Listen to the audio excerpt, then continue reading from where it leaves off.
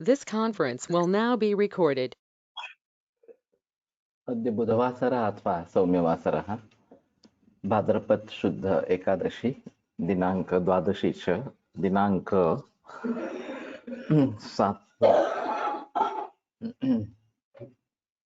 September 2022 चरक्षारे सन अध्याय 4 शंखं चक्रं जलौकां तततमृतघटं चारुदोर्भिश्चतुर्भिः सूक्ष्मस्वच्छातिरुद्यां शुकपरिविलसन् मौलिमम्भोजनेत्रं कालाम्भोदोज्ज्वलाङ्गं कटितटविलसच्चारुपीताम्बराढ्यं वन्दे धन्वन्तरिं तं निखिलगदवनप्रौढदावाग्निलीलम् प्रौढदावाग्निलीलम् ब्रह्मणो हि समारब्धामात्रेयाद्येषु पूजिताम् अस्मदाचार्यपर्यन्तां वन्दे गुरुपरम्पराम् आयुर्वेदरतं वन्दे माधवाख्यं महागुरुम् आयुर्वेदामृतं सर्वं शिष्येभ्यो यः प्रदत्तवान् द्रष्टाज्ञानी दृष्टकर्मा कृतकर्मा तथैव च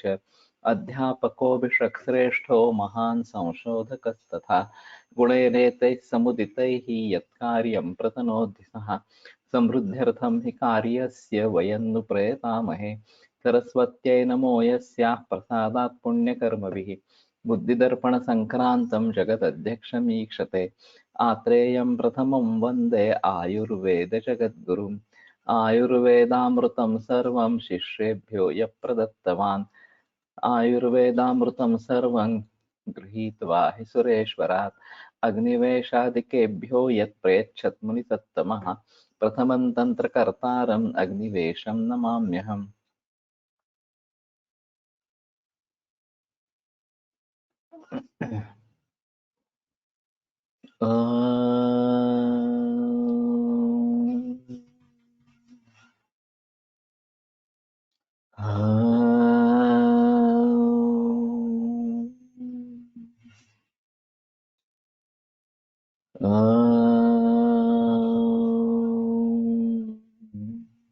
ओम शांति शांति शांति। एवमयं लोकसंवितः पुरुषः यावन्तो हि लोके मूर्तिमन्तो भावविशेषाः तावन्तः पुरुषे यावन्तः पुरुषे तावन्तः लोके बुधा तो एवं द्रष्टुमिच्छन्ति। तो ये पुरुष जो है वो लोक संवित इस प्रकार का है कि जगत जिस प्रकार का है उसी प्रकार का पुरुष है। यावंत ही लोके मूर्तिमंतो भाव विशेषाः तावंतः पुरुषे, जितने भी विश्व में मूर्तिमंत भाव है उतने पुरुष में है। यावंतः पुरुषे तावंतः लोके इति। और जितने पुरुष में है उतने सभी वो सभी लोक में है। बुधस्तु एवं द्रष्टुम इच्छन्ति।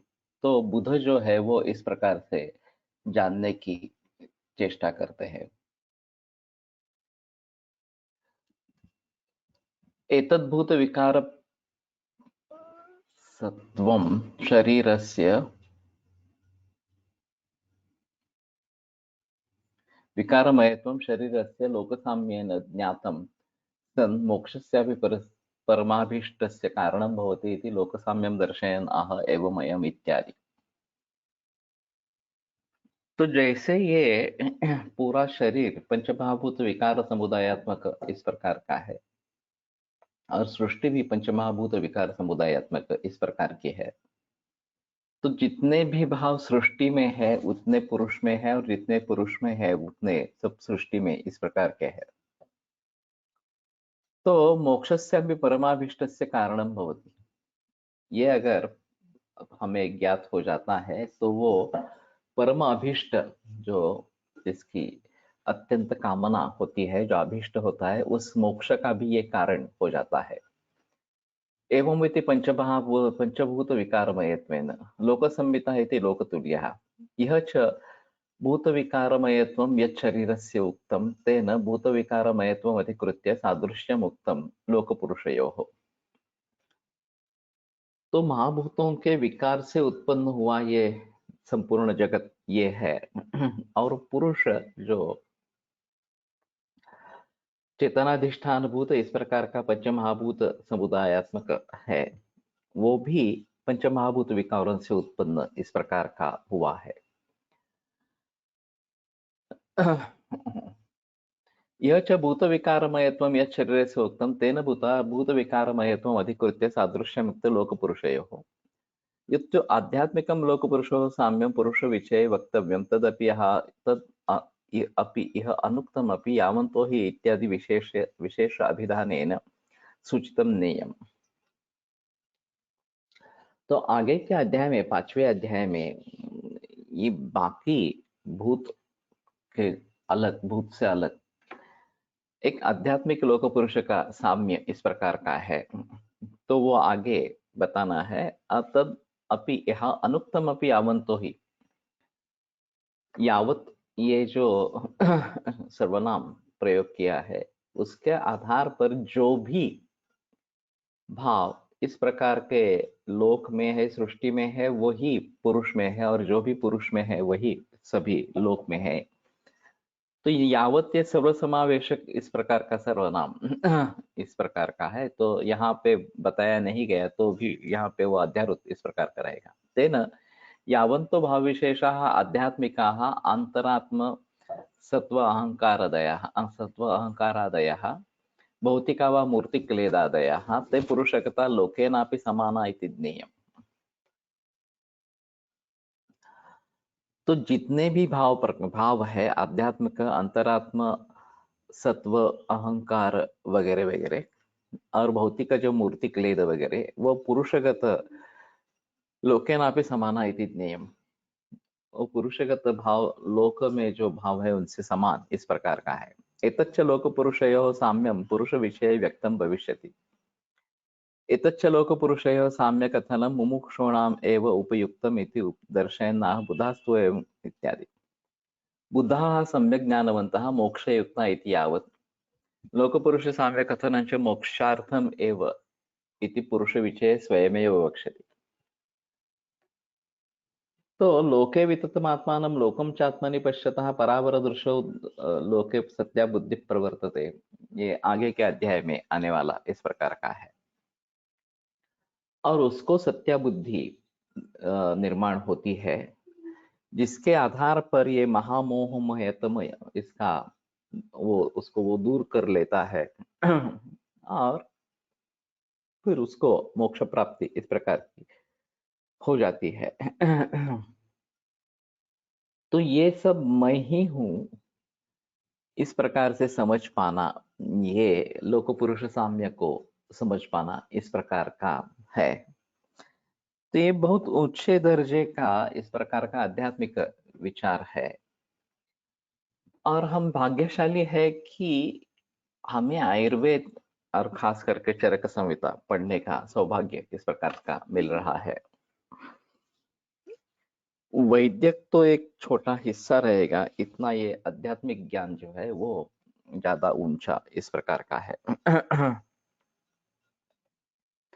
तो इससे हम मुक्ति का तत्व ज्ञान पा सकते हैं और जीवन मुक्त इस प्रकार से हो सकते हैं। तो ये अध्यात्म का जो सभी हिस्सा है वो केवल आयुर्वेद की खासियत इस प्रकार की है। मुझे शुरू में ऐसा लगता था कि शारीर स्थान बता रहे हैं, पहला अध्याय चरक का ले लो या सुश्रुत का ले लो, तो ये सृष्टित्पत्ति वगैरह की बात करते हैं, आत्मा की बात करते हैं, और जिसको आज एनाटॉमी फिजियोलॉजी कहा जाता है वह उसके बारे में कोई बहस नहीं है। सब जो बताते हैं वो आध्यात्मिक दृष्टि से ही बताते हैं। तो ये कैसा शारीर है इस प्रकार से, तो इनके कहने में तो यही शारीर वास्तव में इस प्रकार का है, और भौतिक शारीर जो है वो केवल एक हिस्सा, छोटा हिस्सा इस प्रकार का है। और इसलिए मॉडर्न साइंस में, आधुनिक वैद्यक में इसके बारे में कोई बहस नहीं है। वो केवल एनाटॉमी और फिजियोलॉजी तक ही सीमित रहते हैं, शारीर भावों तक ही सीमित रहते हैं। आत्मा, मन, बुद्धि, अहंकार वगैरह ये सभी जो एब्स्ट्रैक्ट भाव सो कॉल्ड इस प्रकार के हैं, उनके बारे में वहां पे कोई बहस इस प्रकार की नहीं है। और ये बड़ा अंतर है हमारे शास्त्र में और आधुनिक वैद्यक में इस प्रकार से। तो हमारे सौभाग्य है कि ये सब ज्ञान हमें मिल रहा है। एवमस्य इन्द्रियाणि अंगावयवाश्च योगपद्येन अभिनिर्वर्तन्ते अन्यत्र तेभ्यो भावेभ्यो ये अस्य जातस्य उत्तरकालं जायन्ते। तो सभी इंद्रिय और अंगावयव ये एक ही साथ निर्माण होते हैं। सिर्फ वो भाव, उन भावों को छोड़कर वो जन्म के बाद निर्माण होते हैं। तथा दंता व्यंजनानि व्यक्ति भाव तथा युक्तानि च अपराणि, कि दांत बाद में फिर से निकलते हैं, जो परमानेंट टीथ जो है वो पहले दांत निकल जाते हैं और बाद में फिर से दंत उत्पन्न होते हैं। व्यंजन ये जो sexual characters, secondary sex characters, ये यौवनावस्था में या उसकी शुरुआत में होते हैं। व्यक्ति भाव तथा युक्तानि च अपराणि, तो उनका व्यक्ति भाव ये स्पष्ट होना और उसी प्रकार के अन्य, टीकाकार ने कुछ किया है क्या देखते हैं। ऐसा प्रकृति विकृति पुनः अन्य तो अतोन्यथा, तो ये प्रकृति है और इसके अलावा अलग कुछ होगा तो वो विकृति कही जाएगी। सन्ति खलु अस्मिन् गर्भे केचिन् नित्या भावाः केचिन् सन्ति अनित्याः केचित्। तो यहाँ इस गर्भ में कुछ नित्य भाव होते हैं और कुछ अनित्य होते हैं। तस्य य एव अंगावयवाः संतिष्ठन्ते ते एव स्त्रीलिंगम पुरुषलिंगम नपुंसकलिंगम वा बिभ्रति। तो जो अंगावयव उनमें होते हैं उनके आधार पर स्त्रीलिंग, पुरुषलिंग या नपुंसकलिंग इस प्रकार का धारण किया जाता है। तत्र स्त्री पुरुषयोर ये वैशेषिकाः भावाः प्रधान संश्रयः गुण संश्रयाश्च तेषां यतो भूयस्तं ततोऽन्यतर भावः तद्यथा क्लैब्यं भीरुत्वम् अवैशारद्यं मोहः अनवस्थानम् अधोगुरुत्वम् असहनं शैथिल्यं मार्दवं गर्भाशय बीजभागस्तथा युक्तानि च अपराणि स्त्रीकराणि अतो विपरीतानि पुरुषकराणि उभयभागावयवा नपुंसककराणि भवन्ति। तो जो स्त्री और पुरुष इनके जो वैशेषिक भाव है, जो प्रधान संश्रय और गुण संश्रय इस प्रकार के है, तेषाम यतो भूयस्त्वम ततोन्यतर भावः, तो उनमें से जिनका भूयस्त्व है उसके आधार पर ये स्त्री पुरुष या नपुंसक इस प्रकार के भाव निर्माण होंगे। तद यथा क्लैब्यम भीरुत्वम अवैशारद्यम मोहः अनवस्थानम अधोगुरुत्वम असहनम शैथिल्यम मार्दवम गर्भाशय बीजभागः तथा युक्तानि च अपराणि स्त्रीकराणि। तो ये क्लैब्य वगैरह जो भाव है ये स्त्रीकर भाव इस प्रकार के बताए गए हैं। क्लैब्य भीरुत्व अवैशारद्य मोह अनवस्थान अधोगुरुत्व असहन, तो सहन क्षमता कम इस प्रकार के होना, शैथिल्य मार्दव गर्भाशय बीज भाग और उसी प्रकार के अन्य स्त्रीकर भाव इस प्रकार से।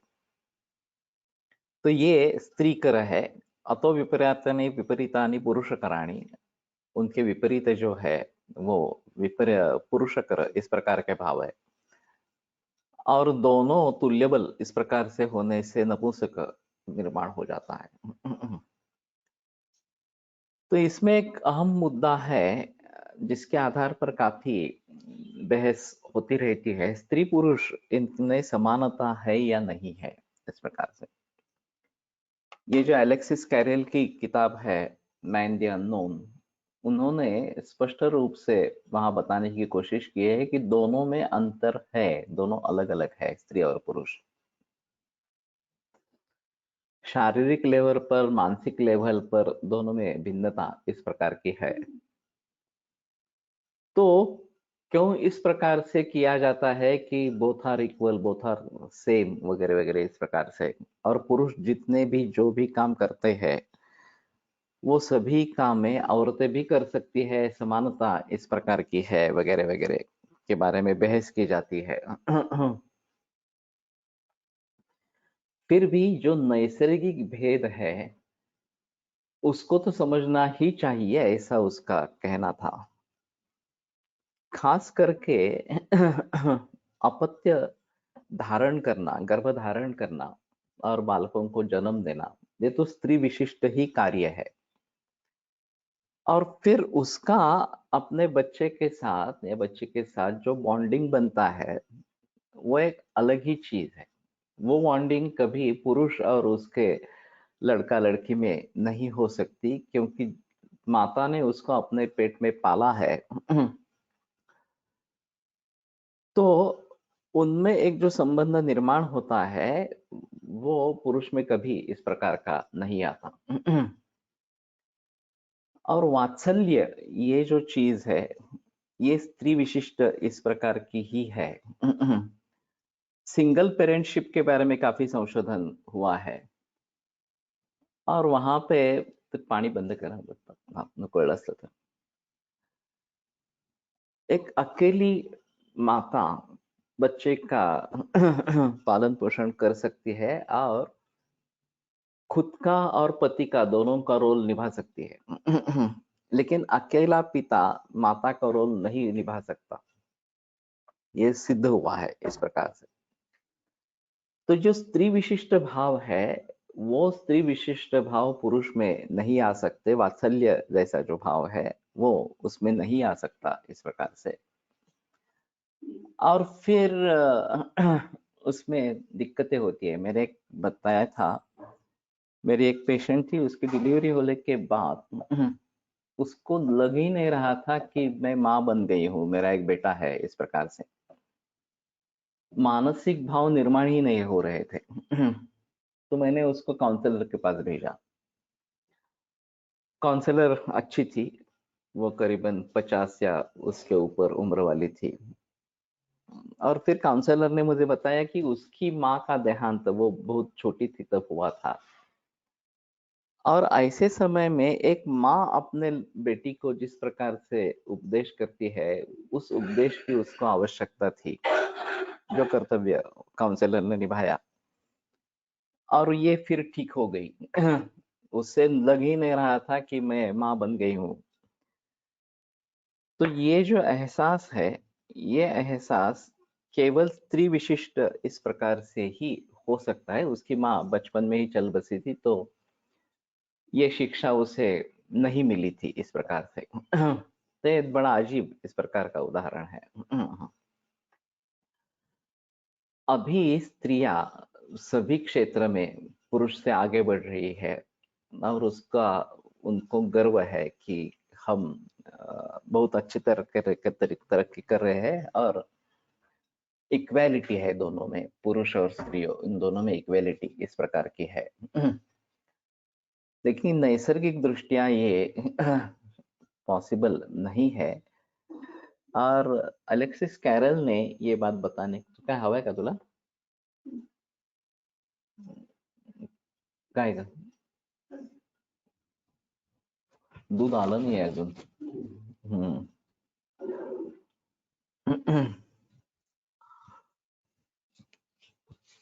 तो अभी मिलिट्री में ये निर्णय कर लिया है कि दोनों की इक्वेलिटी है, और सैन्य में, खास करके एयरफोर्स में, अभी औरतें भी दाखिल हो गई है। अगर ये पायलट बनकर शत्रु सेना पर आक्रमण करने के लिए जाती है, तो इसमें संदेह की बात नहीं है कि वो अपना कर्तृत्व दिखा सकेगी। लेकिन अगर ये दुश्मन के हाथ लग जाए तो क्या होगा? तो काफी बड़ी मुश्किल परिस्थिति होगी, और फिर वो आखिर एक औरत है इसी प्रकार से उसको देखा जाएगा। ये नहीं होगा कि ये वैमानिक है, सैनिक है, वगैरह वगैरह, ये नहीं देखा जाएगा, लेकिन वो एक औरत है इसी दृष्टि से उसको देखा जाएगा। इसके बारे में शायद ज्यादा सोच नहीं हुई होगी, ऐसी कुछ स्थिति रहेगी। और जब इस प्रकार के अनुभव युद्ध में अगर आएंगे आगे चलकर, तो इसके बारे में फिर बहस शुरू हो जाएगी। तो ये नेचुरल इस प्रकार का दोनों में अंतर है। और वो हमें भली-भांति समझना ही है, ये थोड़ा-सा रहेगा। प्रकृतां तृतीयमासभवाम् इन्द्रियादि अङ्गाभिनिर्वृत्तिम् उपसंहरति एवमस्य इत्यादि। युगपदेव यौगपद्यम्। यौगपद्यम् इति अभिधानम् इन्द्रियाणामपि सर्वाङ्गाभिनिर्वृतेः समकालता उपदर्शनार्थम। तो इंद्रिय और बाकी सब अवयव एक काल में ही निर्माण होते हैं।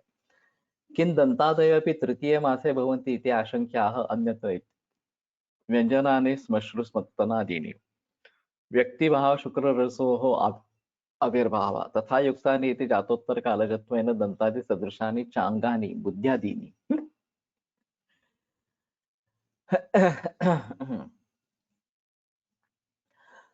तो बुद्धि वगैरह ये बाद में डेवलप इस प्रकार के होते रहते हैं और बुद्धि के बारे में काफी बहस की जाती है कि बुद्धि विकसित होती है या नहीं होती है। तो विकसित होती है, बुद्धि है बदलने वाला, इस प्रकार का भाव है, इसमें संदेह की बात नहीं है। और सुश्रुताचार्य ने बुद्धि मेधाकर गण इस प्रकार का बताया है। तो सतताध्ययनं वादः परतंत्रावलोकनम, सतत अध्ययन वाद परतंत्रावलोकनम तद्विद्याचार्य सेवा च बुद्धिमेधा करो गण, और तद्विद्याचार्य की सेवा ये बुद्धिमेधा कर इस प्रकार का गण बताया गया है। तो इसका साफ मतलब है कि बुद्धि डेवलप हो सकती है। अब बात यह है कि उस पर्टिकुलर उम्र में उस प्रकार की बुद्धि होती है। पहले बरस से लेकर अभी ये स्कूल में कब डालना है, इसके बारे में भी काफी बहस हुई है। और ये अभी जो शुरुआत हुई है, प्ले ग्रुप, फिर जूनियर केजी, सीनियर केजी और फिर प्रथम कक्षा, इस प्रकार से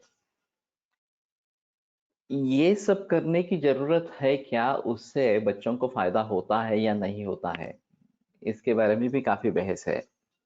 और अर्ली स्कूलिंग, अभी माता पिता को छुटकारा चाहिए बच्चों से, और इसलिए 2 घंटे ही सही, प्ले ग्रुप में ही सही लड़का बाहर जाए तो थोड़ा एहसास होगा। इस प्रकार से पुराने जमाने में जब परिवार बड़ा होता था, घर में दादा दादी, नाना नानी वगैरह इस प्रकार के होते थे, बाकी भी चाचा वगैरह इस प्रकार के लोग रहते थे, चाचा चाची वगैरह इस प्रकार के, तो उसमें ये दिक्कत नहीं आती थी कि बच्चों को कौन देखेगा, कौन ना कौन उसको देखता रहता था इस प्रकार से।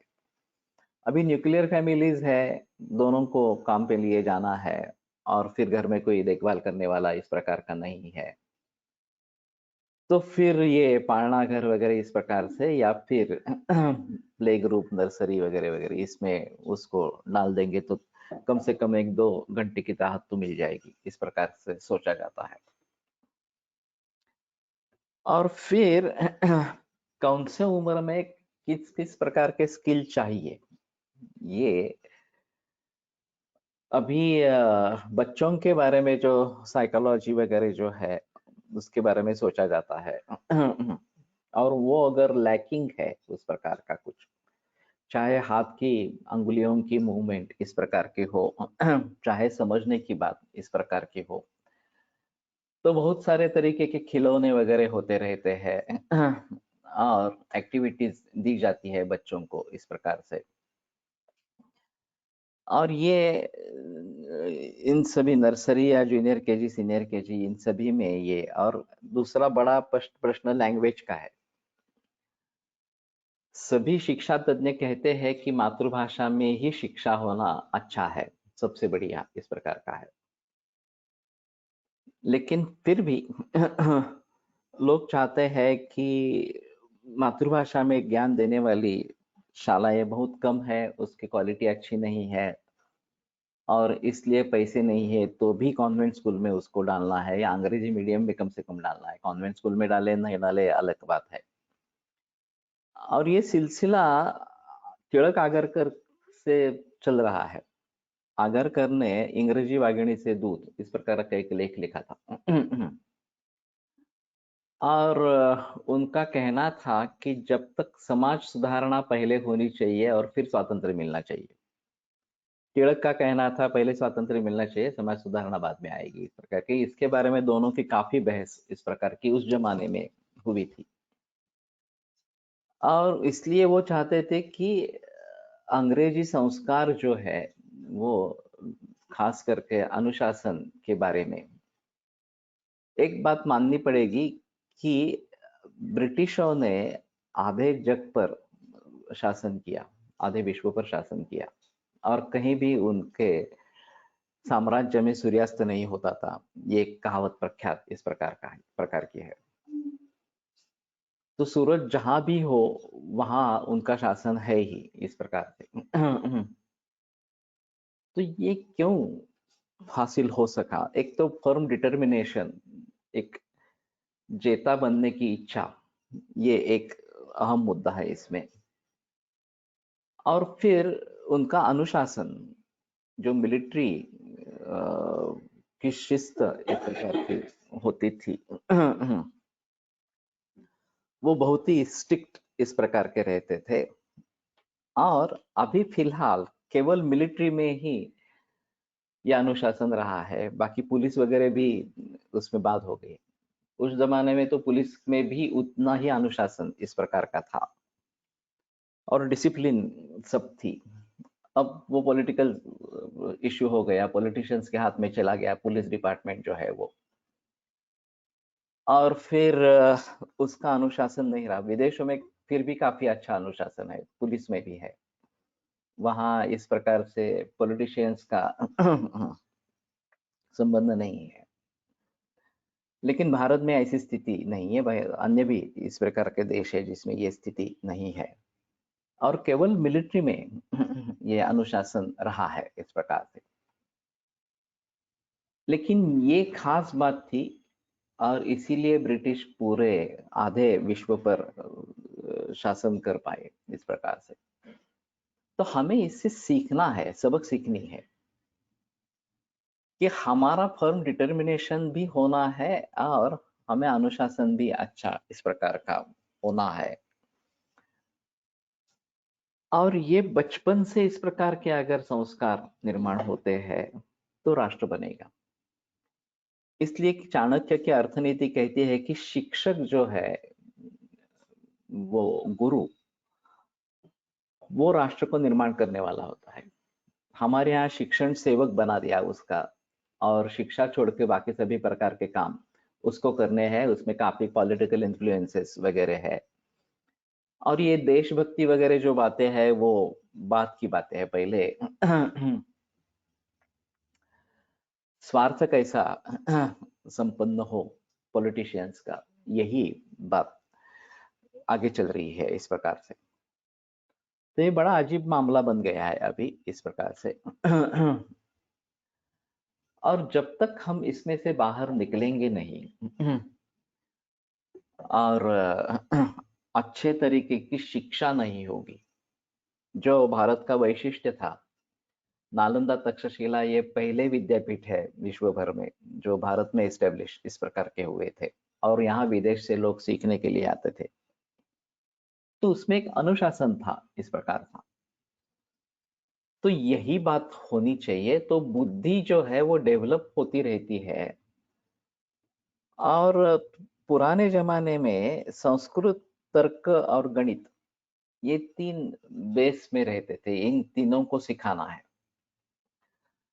सांस्कृतिक भाषा के माध्यम के जरिए सीखनी है। तो कोई भी प्राचीन साइंसेस है वो सभी संस्कृत भाषा में है, और इसलिए संस्कृत पढ़ेंगे तो उस शास्त्र को पढ़ पाएंगे। तर्कशास्त्र होना जरूरी है कि जो भी विचार करेंगे वो लॉजिकल इस प्रकार के होंगे। और गणित सभी में समा रहता है। तो कम से कम बीजगणित, अंकगणित, ये जो बेसिक्स चीजें हैं, या प्रमेय विचार इस प्रकार के जो है वो तो हमें करने हैं। तो मेरा सुझाव है, जैसे पंचतंत्र एक निर्माण किया गया राजनीति सिखाने के लिए बच्चों को, जो कथाओं के अनुसार इस प्रकार की राजनीति वहां पे बताने की कोशिश की है, सिखाने की कोशिश की है।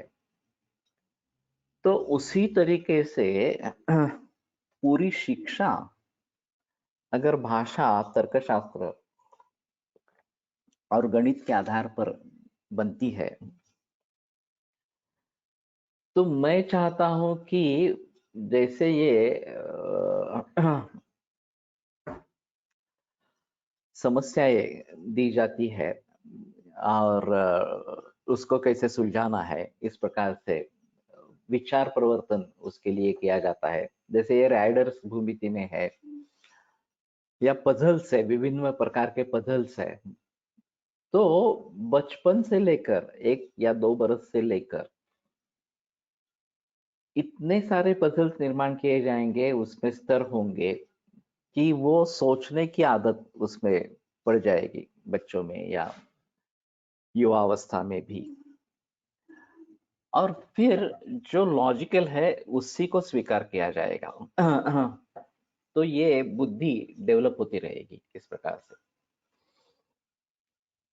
अभी हमारी परीक्षा भी उसी प्रकार की, वैदिक की परीक्षा भी उसी प्रकार की होनी चाहिए। एक थोड़ा सा प्रयास अभी जो हमारी प्रश्न मंच पर स्पर्धा होती है उसमें किया गया है कि कोई मुद्दे बताते हैं, इस मुद्दों के आधार पर आप निदान क्या करोगे, आप चिकित्सा क्या करोगे, वगैरह वगैरह इस प्रकार से। और उसमें एक सूत्र का आधार रहता था। जिनको सूत्र याद है, कंठस्थ है, वो तुरंत उसको पहचान लेते थे और फिर उसके आधार पर जवाब बताते थे इस प्रकार से। तो ये सिलसिला अगर होता है कि ऐसे ऐसे सिचुएशन है, फोरेंसिक में इस प्रकार के सवाल पूछे जाते थे। अभी मुझे मालूम नहीं है कि आगत तंत्र के ओरल्स में इस प्रकार के सवाल पूछे जाते हैं या नहीं जाते हैं, शायद पूछे जाते होंगे। मुझे पूछा गया था कि 2 आदमी है, एक के हाथ में बंदूक है, दूसरा मर पड़ा है, और इनका कहना है कि इस आदमी के जिसके हाथ में बंदूक है उसने उसको मारा है। तो तुम्हें क्या लगता है, पॉसिबिलिटी है या नहीं है? तो मैंने कहा कि नहीं, ये पॉसिबिलिटी नहीं लगती मुझे, क्योंकि बंदूक का निशाना जिस तरफ है वो आदमी कहाँ पे गिरा है, वगैरह वगैरह, ये सब बातें देखते हुए इस बंदूक से गोली चली है ऐसा नहीं लगता है इस प्रकार से। अब ये जैसे शेरलॉक होम्स वगैरह जैसे है कथाएं, उस प्रकार की बात हो सकती है। तो ये बुद्धि का ही खेल है। पॉसिबिलिटीज क्या क्या है, तर्कशास्त्र क्या कहता है, ये सब हम अगर समझेंगे तो शायद ये बात बनेगी इस प्रकार से।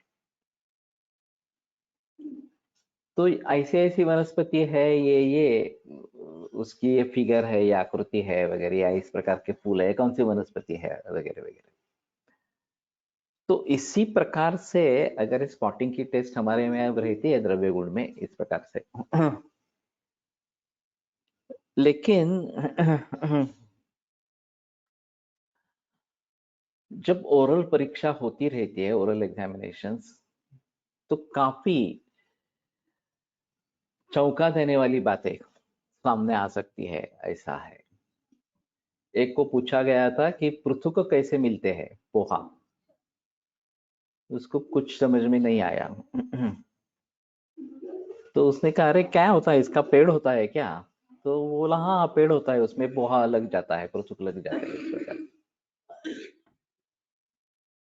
तो इस प्रकार की अगर हमारी छात्रों की स्थिति है कि पोहा खाते तो है लेकिन पोहा कैसे बनता है इसके बारे में कुछ भी जानकारी इस प्रकार की नहीं है, तो ये काफी उलझन वाली बातें इस प्रकार की है। और पुराने जमाने में शला का परीक्षा रहती थी। अभी हमें 35 गुण या वैद्य के लिए 50 गुण चाहिए, उतने मिल गए तो पास हो जाते हैं। तो काफी चीजें हम ऑप्शन को रख सकते हैं और उतना ही काम करके भी पास हो सकते हैं इस प्रकार से। तो ये चांस नहीं था शलाका परीक्षा में, ग्रंथ में किसी भी पृष्ठों में किन्हीं भी पृष्ठों में शलाका डाली जाती थी, ओपन करो और वहां से पढ़ना आरंभ करो, जो बात सामने आएगी उसको पढ़ना आरंभ करो और फिर उसका अर्थ बताओ, उसका विवरण बताओ। कोई भी ऑप्शन नहीं होता था, कहीं भी शलाका जा सकती थी और कहीं कुछ भी पढ़ने के लिए बताया जाता था। तो यही परीक्षा के बारे में होना है। अभी इन्होंने परीक्षा लेना ही छोड़ दिया। 10वीं तक परीक्षा ही नहीं वगैरह वगैरह इस प्रकार से। तो ये बड़ा अजीब इस प्रकार का सोच है। और ये बुद्धि आदि जो भाव है वो उस उम्र के अनुसार निर्माण होने चाहिए। पूर्व ज्ञान जो है उसके आधार पर अगला ज्ञान होता रहेगा। और स्टेप वाइज जब तक पहली स्टेप नहीं पूरी करते तब तक दूसरी स्टेप पे जाना ही नहीं है। पुराने जमाने की ये पद्धति थी। अभी उसमें कुछ पता नहीं चला, फिर भी पास हो गया, सेकंड ईयर में चला गया, फिर वहां भी ऐसे ही करके पास हो गया, ज्ञान का कुछ पता नहीं है। तो ये बात अभी दिखाई देती है और जो स्टैंडर्ड होना चाहिए शिक्षा का वो नहीं रहा इस प्रकार से। फिर भी मैं मानता हूं कि इतनी सारी मुसीबतें दिक्कतें होने के बावजूद भी भारतीय स्टूडेंट्स, भारतीय छात्र जो है वो विदेशों में काफी मशहूर हो गए हैं, काफी अच्छे पोस्ट पे है, काफी अच्छा खासा कमाते हैं। अगर हमारे यहाँ इतना सुधार आएगा तो हम पूरे विश्व को सहायता दे सकेंगे। तो ये बात इस प्रकार से रहती है।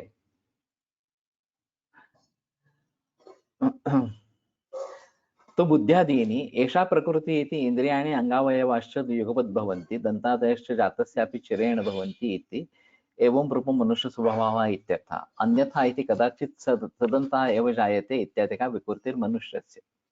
तो सदंत जन्म भी देखा जाता है और ये अच्छा नहीं माना जाता, उसके लिए शांति की जाती है। अतः कस्मात् दन्तादयो गर्भादि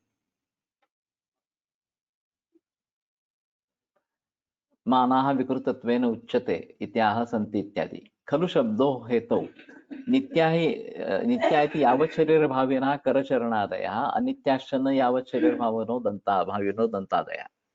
एतेन अनित्यस्वभावानां दन्तादीनां गर्भादि अजायमानत्वात् नित्यत्वं विकृतिरिति युक्तमिति भावः।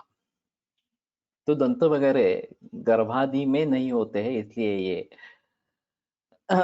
विकृति ये है, इस प्रकार के बताते हैं।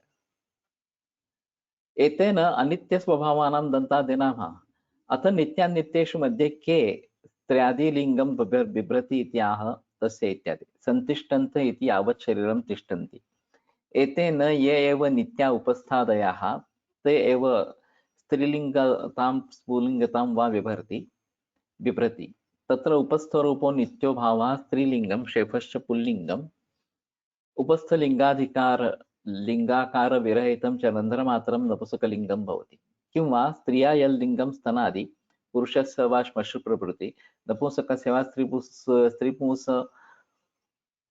मानाकार रूपं जातोत्तरकालं कालभावी तदपि ये एव नित्याभावाः उरःकपोलप्रभृतयः ते एव कालवशात् बिभ्रति इति वाक्यार्थः। तो ये उत्तर काल में स्त्री पुरुष विशिष्ट इस प्रकार के भाव निर्माण होते हैं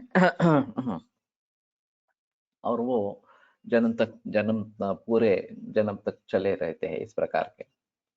पुर एव हि स्तनारंभक बीजयुक्तं स्त्रिया उत्तरकालं स्तनवत् भवति एवं कपोल एव श्मश्रु बीजयुक्तः श्मश्रुवान् भवति। तो स्त्रियों में ये सेकेंडरी के सेक्स कैरेक्टर्स के जरिए स्तनों की अभिवृद्धि इस प्रकार की हो जाना और पुरुषों में श्मश्रु निर्माण होना, ये उत्तर काल इस प्रकार से होने वाले इस प्रकार का है। न च अवश्यम यत् स्तनश्मश्रु प्रभृतीनां बीजं चेद अस्ति शरीरे तत्किमिति गर्भात् प्रभृति स्तनादि न जायते इति यतो बीजमहिमायं यत् स्वकाले एव कार्यं करोति। तो ये अगर है तो शुरू से ही क्यों नहीं है? तो ये बीज महिमा है कि ये उत्तर काल में ही इस प्रकार के निर्माण होते रहते हैं। तो ये बीज स्वभाव इस प्रकार के हैं। और ये पौगंडावस्था, यौवनावस्था वगैरह जो है वो नैसर्गिक इस प्रकार के भाव है, उस उम्र में ये अभिव्यक्त इस प्रकार के होते रहते हैं और ये उनका स्वभाव इस प्रकार का है। यथा अवनिपतितम अपि शाल्यादि बीजम ऋतुप्राप्तौ एव अंकुरम जनयति न च स्वभावः उपलम्बम अर्हति। भूमि पर अगर कोई बीज पड़ा शास्यादि तो ऋतु प्राप्त एवं जब बरसात का मौसम होगा तभी उसमें से अंकुरोत्पत्ति इस प्रकार की होगी। नष्ट स्वभाव उपलम्बम उपालम्बम रहती, स्वभाव को पर प्रति प्रश्न नहीं पूछ सकते हैं कि ऐसा क्यों, ऐसा ही है बस। एक अशोक अनुवनी का न्याय करके बताया जाता है कि रावण ने सीता को अशोक वन में क्यों रखा। तो सवाल देता है कि अगर उसको आम्र वन में रखते तो आप पूछ लेते कि आम्र वन में क्यों रखा। तो ये व्यर्थ है इस प्रकार से कि सवाल पूछना ही व्यर्थ है। उसके लिए जो उचित समझा उस समय में उसमें उसमें रख लिया, अशोक वन या आम्र वन या और कुछ वन इस प्रकार का कोई संबंध नहीं है। वन में रखना था, सामने अशोक वन था उसमें रख दिया बस इस प्रकार से। तो ये थोड़ा टेढ़ा उदाहरण है, लेकिन एक काफी बहस हुई थी बहुत साल पहले। मैं ऐसा ही चरक पढ़ा रहा था और प्रभाव की बात चल रही थी। तो एक छात्र ने कहा कि प्रभाव ये पलायनवाद है। तो मैंने कहा क्यों कह रहे हो इस प्रकार से। तो बोलता कि अगर कुछ समझ में नहीं आया इसका कारण क्या है तो वो प्रभाव बता देते हैं। तो मैंने कहा ऐसा कुछ तुमने देखा है क्या उदाहरण अलग से। तो बोला हाँ, हरितकी जो है उसका विरेचन प्रभाव बताया गया है। अब बात यह है कि हरितकी में कोई एक द्रव्य है, मौजूद है, अल्कोलाइड है कोई, और वो विरेचन करता है। ये पुराने जमाने में मालूम नहीं था कि इसमें एक अल्कलॉइड होता है और ये विरेचन करता है। और जब उसको स्विन्न करते हैं तो ये अल्कलॉइड नष्ट हो जाता है। तो फिर स्विन्ना संग्राहिणी प्रोक्ता, स्विन्न हरितकी विरेचन नहीं करती, वो संग्राही है इस प्रकार। तो ये मालूम नहीं था कि ये अल्कलॉइड के जरिए हो रहा है और अल्कलॉइड स्विन्न करने से नष्ट होता है और इसलिए हरितकी का विरेचन प्रभाव बताया गया। मैंने पूछा कि वो अल्कलॉइड क्यों विरेचन करता है। तो ये शायद एकदम वो छात्र था, वो उलझन में पड़ गया कि क्या जवाब दूं इसका। तो मैंने कहा लॉजिकली दो उत्तर है। एक, उसमें भी कुछ ऐसा अंश है अल्कलॉइड कि जो विरेचन करता है, नहीं तो अल्कलॉइड ही विरेचन करता है इस प्रकार से। अब बात यह है कि ज्वलन में सहायता करने वाले को ऑक्सीजन क्यों कहते हैं और न्यूट्रल होने को नाइट्रोजन क्यों कहते हैं। तो बताएंगे उसी के आधार पर संज्ञा दी गई है कि ज्वलन में सहायता करने वाला ऑक्सीजन है और सहायता न करने से नाइट्रोजन है। ऑक्सीजन की ये कैपेसिटी क्यों है दूसरा कोई उत्तर नहीं है उसका कि ऑक्सीजन इस प्रकार के ज्वलन में सहायता करता है, नाइट्रोजन नहीं करता है इस प्रकार से। तो अशोक का छाया शोक को दूर करने वाली है और रावण वैद्य थे, वो जानते थे, इसलिए अशोक वाटिका में रखा गया था। लेकिन अशोक वनी का न्याय जो है वो उसी प्रकार से और रावण को क्या पड़ी थी कि सीता को शोक न हो जाए। वो तो नाही घेतलं मी। उसको जबरदस्ती उठा के लेके आया था। तो ये उदाहरण मात्र इस प्रकार का है। अगर कुछ ऑप्शंस है तो कहाँ किस ऑप्शन का स्वीकार किया जाए, ये उस समय के बुद्धि पर निर्भर इस प्रकार का होता है। और जहां सोच करके कुछ करना है वहां अलग बात होती है। जहां सोचने की जरूरत नहीं है, इसमें रखो या उसमें रखो, इसमें ऐसा करो, तो किसी में भी रख सकते हैं। कहने का तात्पर्य अर्थ ये है, ये ऑक्सीजन का उदाहरण ज्यादा अच्छा है। ऑक्सीजन ज्वलनशील क्यों है और नाइट्रोजन क्यों नहीं है, कोई जवाब नहीं है उसका।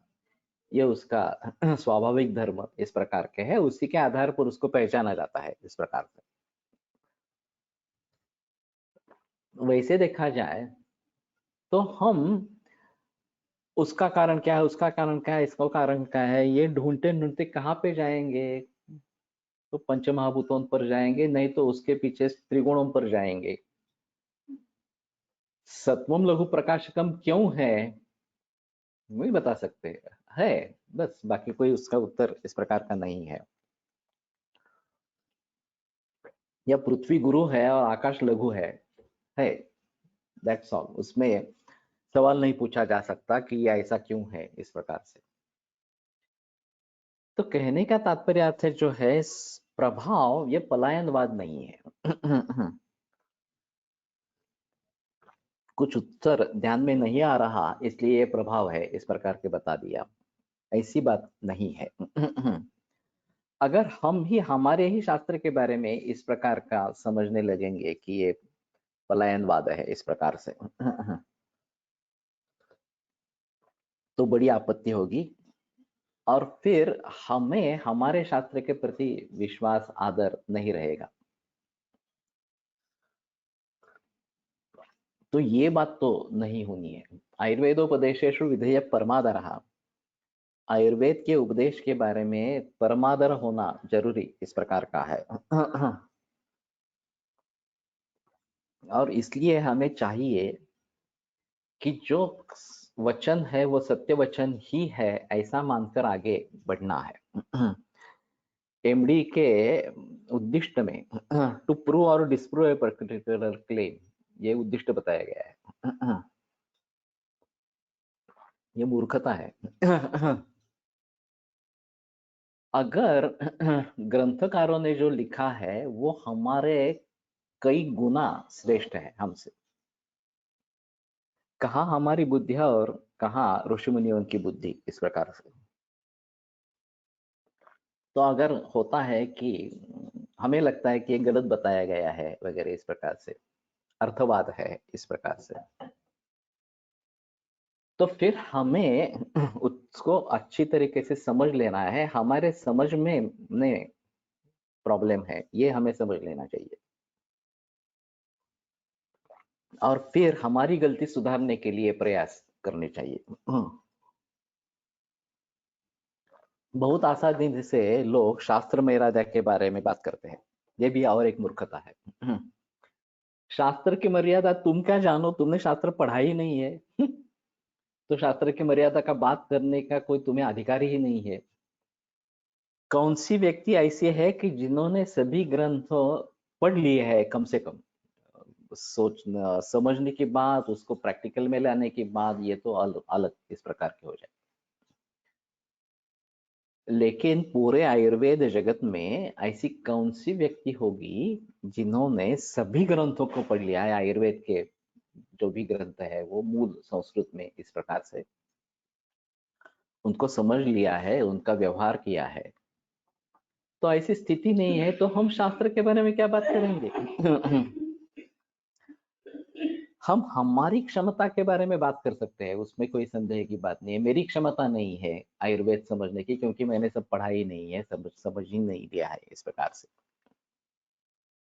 लेकिन शास्त्र की मर्यादा आयुर्वेद के लिए तो नहीं है इस प्रकार से। लेकिन सभी इस प्रकार की बातें करते हैं कि सभी शास्त्रों में अच्छी अच्छी चीजें होती है, तो अच्छी चीजें होती है इसका मतलब बुरी चीजें भी होती है, गलत चीजें भी होती है, ये मान लेते हैं। और जिसको हम बुरा या गलत इस प्रकार का कह रहे हैं, वो बुरा है या गलत है, किस प्रकार से हम निश्चित करेंगे? पक्वाशय गता तत्र नाड्यो मूत्र वहास्तु याह, ये जो सूत्र सुश्रुताचार्य का लिखा है उसको हम आसानी से ठुकरा देंगे कि नहीं नहीं, मॉडर्न साइंस में तो ये किडनी की बात कही गई है, वहां फिल्ट्रेशन होता है और वो मूत्र इसमें आ जाता है, ब्लैडर में आ जाता है, पक्वाशय से कोई संबंध नहीं है उसका, इस प्रकार से वगैरह वगैरह। तो ये विधान करने से पूर्व हमें ये सोच लेना चाहिए कि मेरी सोच क्या है, मेरी समझ क्या है। हम आसानी से सुश्रुताचार्य गलत है, अभी मॉडर्न साइंस ने सिद्ध कर दिया कि ऐसा ही नहीं है, वगैरह वगैरह वगैरह, इस प्रकार की बहस नहीं करेंगे। तो हमारे समझने में गलती है, ये हम मान सकते हैं, हमारे समझने में अधूरापन है, ये हम मान सकते हैं। सूक्ष्मत्वान नोपलभ्यन्ते मुखान्यासाम सहस्रशः, सूक्ष्म होने के कारण इनके मुख दिखाई नहीं देते, सुश्रुताचार्य खुद ही कहते हैं, जो शल्य चिकित्सक है। तो शव विच्छेदन में भी ये बात सामने नहीं आएगी, इस प्रकार की अगर बात है तो हम कैसे उसको सिर्फ ठुकरा देंगे कि नहीं ये हो ही नहीं सकता इस प्रकार से। तो हमें सजग होना है और खुद की क्षमता को समझना है, और वो क्षमता बढ़ाने के लिए कोशिश करते रहेंगे, ये एक अलग बात इस प्रकार की रहेगी। लेकिन शास्त्र के मर्यादा के बारे में हम कहीं नहीं बोलेंगे, वो मेरा या किसी वैद्य का अधिकार ही नहीं है शास्त्र के मर्यादा के बारे में बोलने का, इस प्रकार से। एलोपैथी की मर्यादा हो सकती है, नहीं हो सकती है, हो सकती है, लेकिन वो भी उनके लोगों को कहना है कि ये मर्यादा शास्त्र, उनके हिसाब से शास्त्र मर्यादा है। क्या हमारे आत्मा मन बुद्धि का विचार ही नहीं है, ये उनकी मर्यादा है। अगर वो समझते हैं कि अरे ये विचार हमने कभी किया ही नहीं था, ग्रंथों में कभी आया ही नहीं, किसी ने पढ़ाया भी नहीं इस प्रकार से, तो उनके हिसाब से ये शास्त्र की मर्यादा हो सकती है। लेकिन हमारे हिसाब में शास्त्र की मर्यादा को कहने वाले हम कौन होंगे? ये बात अहम इस प्रकार की होनी चाहिए, और इसके बारे में जागरूक इस प्रकार का होना बहुत इस प्रकार का होना चाहिए। यदा एव अंगावयवाः संतिष्ठन्ते तदैव स्त्र्यादिलिङ्गं बिभ्रति इति पाठपक्षे तु व्यक्त एव अर्थः। अथ कुतः समाने शुकरादौ कारणे स्त्र्यादिविशेषो भवति इत्याह वैशेषिका इति। वैशेषिका विशिष्टा परस्पर व्यावृत्ता इति यावत्। प्रधान संशय इति आत्मसंशय, गुणसंशय इति शुक्रशोणित गतभूत संशयाः। गुण शब्देन यह भूतानि उच्यन्ते। ये बड़ा अजीब है। तो आत्म संशय और गुण संशय, ये शुक्र शोणितगत भूत संशय इस प्रकार से, और भूत गुण शब्द से भूत ये यहाँ पे अर्थ लिया जाता है। यतः इति सप्तम्यां तसिः तेन यस्मिन् वैशेषिके भावे भूयस्त्वं दैववशात् भवति ततो भावात् अन्यतरस्य स्त्रीरूपस्य पूर्वरूपस्य वा गर्भस्य उत्पत्तिर्भवति। यदि स्त्रीकराभावाः क्लैब्यादयः भूयांसो भवन्ति तदा स्त्री जायते विपर्यय पुमानिति इत्यर्थः। तत्र स्त्रीकरान् भावानाः तद्यथा अवैशारद्यं मोहः शैथिल्यम् अनिबिडितसंयोगता तथा दृढशणतन्तुविरलवापितपटस्य शैथिल्यं मार्दवन्तु निबिडसंयोगस्यापि सहजावयवमार्दवम् यथा पट्टसूत्रे निरन्तरवापितपटस्य मृदुत्वम्। राजीव उदाहरण है। तो शैथिल्य का मतलब अनिबिड़ संयोगता, इस प्रकार की अनिबिड़ इस प्रकार का संयोग होना। यथा दृढ़ क्षण तंतु विरल वापित पटस्य शैथिल्यम, तो क्षण का मतलब ताग इस प्रकार का है। तो दृढ़ इस प्रकार के क्षणतंतु विरल, ये अलग अलग या विरल इस तरीके से पट्ट निर्माण किया है तो उसका शैथिल्य होगा। मार्दवं तो निबिड़ संयोगस्यापि सहज अवयव मार्दव। और निबिड़ संयोग होने के बावजूद भी मार्दव सहज अवयव मार्दव, तो ये होता है। खास करके स्त्रियों में अपत्य का गर्भ का धारण करना और उसको फिर बाहर निकालने के बाद फिर से गर्भाशय संकोच हो जाना, ये खास बातें हैं। मार्दव अगर उसमें नहीं होगा तो ये स्ट्रेचिंग इतना होगा ही नहीं। जो गर्भाशय बिल्कुल नीचे इस प्रकार का है वो पूरे पेट में ऊपर इस प्रकार का आ जाता है, भरा रहता है इस प्रकार से गर्भधारणा काल में। ये स्थितिस्थापकत्व के बिना, मार्दव के बिना पॉसिबल इस प्रकार का नहीं है। और इसीलिए उसमें ये खासियत, स्त्रियों में ये खासियत इस प्रकार की है। यथा पट्टसूत्र निरंतर वापित पटस्य मृदुत्वम।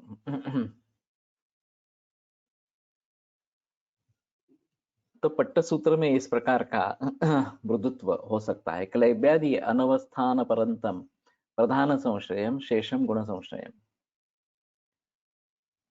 तो ये प्रधान या आत्मा के अधीन इस प्रकार के है और बाकी जो है महाभूतों के अधीन इस प्रकार का है। तथा युक्तानि इति अनेन योनि बीज भागादीनि ग्राहयति एते च अधो गुरुत्वादया रजोधिके एव बीजे भवन्ति इति ज्ञेयम्। तो अधो गुरुत्व ये स्त्रियों का वैशिष्ट्य इस प्रकार का है। और रजो भाव ज्यादा होने से ये इस प्रकार का होता है। तेन रक्तेन कन्यामधिकेन इति यदुक्तं तदनेन समं न विरुद्धं भवति विपरीतानि अक्लैब्यादीनि इत्यर्थः। उभयभागावयवा इति स्त्रीपुरुषकारकावयवाः नपुंसककराणि इति नपुंसकनिर्देशाः अव्यक्तगुणाभिप्रायेण। तेन प्रथमं नपुंसककराणि अव्यक्तगुणसन्दोहाभिप्रायेण प्रयुक्तम्।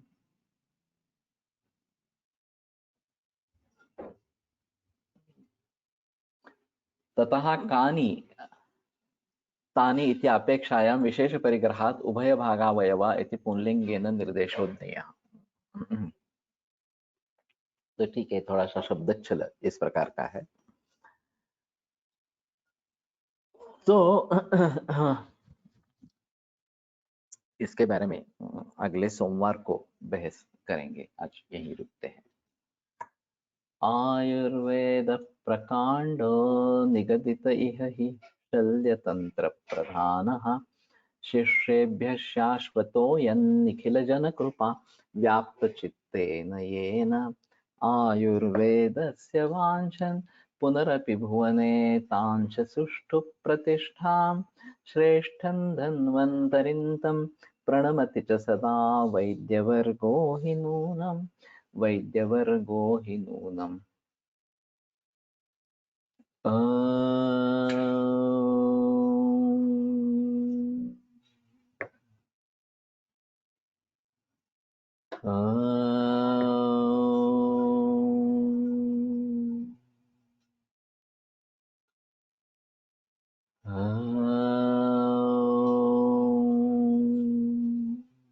ओम शांति शांति शांति। विरम्यते व्याख्यान व्यापारात्। श्वः पुनरपि मिलिष्यामः।